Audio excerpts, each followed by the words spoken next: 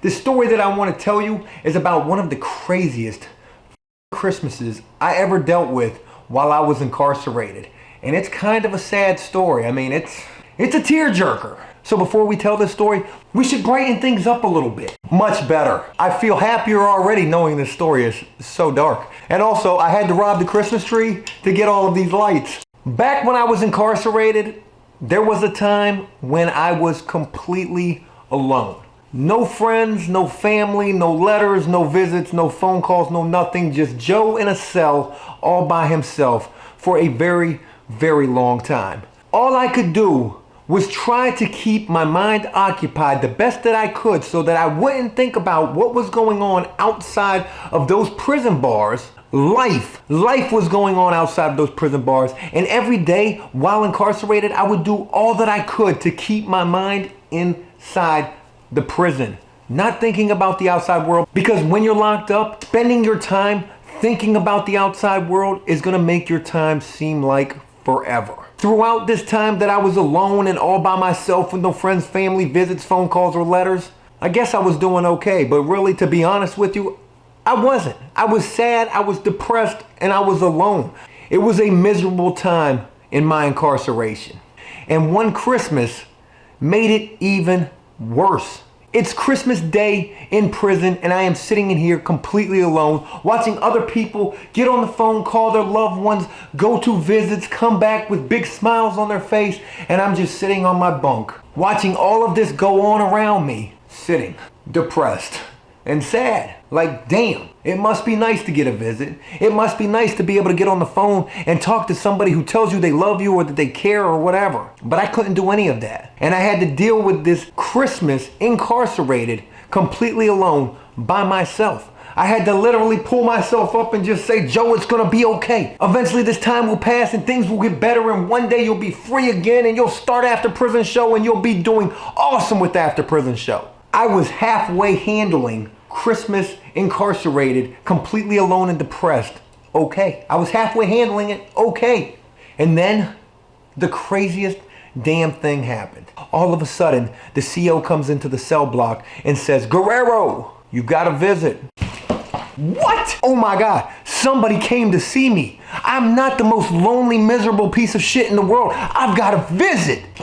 I'm putting on my best shirt that I can find, putting on my best pants, putting on my best pair of prison boots that I can find, and I'm ready to go. Let's go. Take me now, CO. The CO escorts me to the visit. I walk into the visiting room, head held high, because I just know somebody is here to see yours truly. I am definitely moving up in the social chain of prison society. I'm not the lowliest piece of shit scumbag in the world in prison, because somebody is here to see me. I go over to the officer working visitation and I say, who is it, officer? Who's here to see me? Guerrero, right over there. And I begin to walk toward the table and I'm looking and I'm trying to figure out who this possibly could be that's here to see me. And as I'm inching closer toward the table, I'm thinking to myself, something isn't right about this, because I don't recognize these people at all. When I get to the table, I notice that they're Spanish people. Immediately, alarm bells start going off inside of my head. Joe, this is wrong. Joe, this is wrong. This is not for you.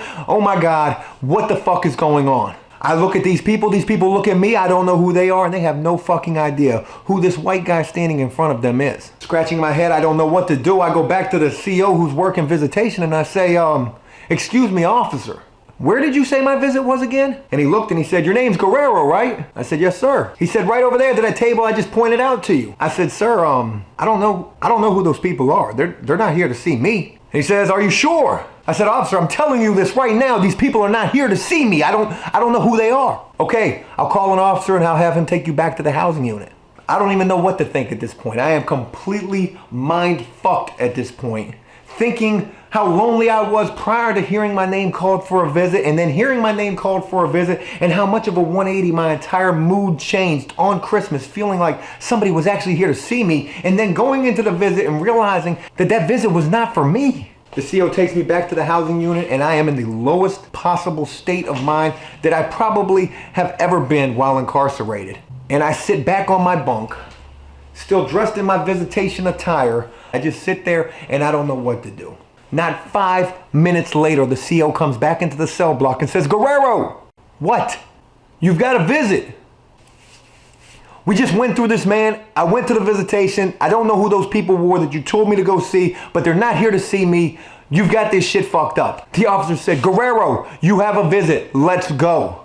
Okay, let's try this one more time. I mean, let's have some hope here. We are incarcerated, and when you are incarcerated, hope is the only thing that really can get you through the worst of times. Maybe it was a mix-up. Maybe some kind of a fucking way it was a mix-up, and maybe the officer pointed out the wrong table, or maybe I just didn't see who was really there to see me. I don't know, but maybe they got it right this time. Let's go. Let's have some hope, and possibly, hopefully, there's somebody here to see me. Again, back into the visitation room, back to the officer working visitation. I say, Guerrero, they told me I had a visit. The officer looks at the paper again and he says, Guerrero, that table right over there. I said, we just went through this not 10 minutes ago. You brought me in here for the wrong people. I don't know those people over there. They don't know me.